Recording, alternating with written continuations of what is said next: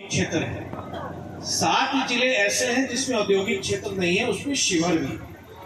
लेकिन मुझको प्रसन्नता इस बात की है कि राज्य सरकार ने यह निर्णय लिया आदरणीय मुख्यमंत्री जी के नेतृत्व में कि हम जो हमारे औद्योगिक क्षेत्र है, पहले से 84 औद्योगिक क्षेत्र है बिहार में, लेकिन वहां भी अब भूमि हमारी समापन की ओर है, समाप्ति की ओर है कि अब नए निवेश के लिए हम प्रस्ताव अगर आएगा भी तो हम जमीन नहीं दे पाएंगे, क्योंकि जमीन नहीं है। तो हम औद्योगिक क्षेत्र का हम विस्तार करेंगे और वैसे जिले जहां पर औद्योगिक क्षेत्र नहीं है वहां पर औद्योगिक क्षेत्र को हम बनाएंगे।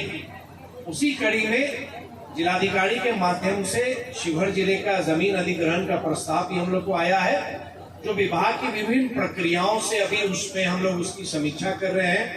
जैसे वो उसका संपर्क पथ कैसा है, रास्ता है या नहीं, कोई इकाई आएगी तो वहां से कैसे आना जाना सुगम होगा, जो विभिन्न मानक हो सकते हैं एक निवेशक की दृष्टि से। उस दृष्टि में अगर आपका जो जमीन का प्रस्ताव आया है, जहां तक मुझे स्मरण है लगभग 540 एकड़ का प्रस्ताव जिला से आया है, उसकी हम लोग समीक्षा कर रहे हैं। और मुझको पूरा विश्वास है क्योंकि राज्य मंत्री परिषद का निर्णय है तो शिवहर में भी आने वाले क्षेत्र में औद्योगिक क्षेत्र की स्थापना निश्चित रूप से होगी। उसका मार्ग प्रशस्त हो चुका है, शिवहर उस रास्ते पर अब आगे बढ़ चुका है। जिस तरह का प्रयास आदरणीय रूपा जी ने किया और डॉक्टर मुकेश जी ने किया, शिवहर में लगभग स्वरोजगार की दिशा में देखेंगे आप। स्वरोजगार चाहे मुख्यमंत्री उद्यमी योजना है, बिहार लघु उद्यमी योजना है, प्रधानमंत्री रोजगार योजना है, प्रधानमंत्री लघु सूक्ष्म उद्यमी योजना है जो खाद्य प्रसंस्करण के लिए है, या जो युवाओं को आजकल आकर्षित करता है स्टार्टअप योजना है।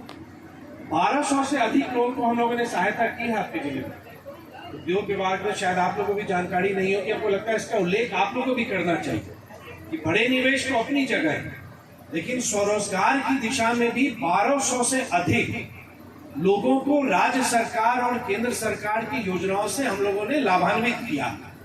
और ये वैसे लोग, अगर आप सोचें कि अगर 1200 इकाई काम कर रही है और अगर उसमें 10 लोग भी काम करते हैं तो कितनी संख्या में हम स्थानीय स्तर पर रोजगार दे पाएंगे। यहाँ पर जो स्वप्निल बेवरेजेस की जिसका शुभारंभ हो रहा है, यहाँ भी स्थानीय लोगों को ही रोजगार मिलेगा। हमारी कोशिश है, उद्योग विभाग का ये संकल्प है कि हमारी माटी हमारा रोजगार।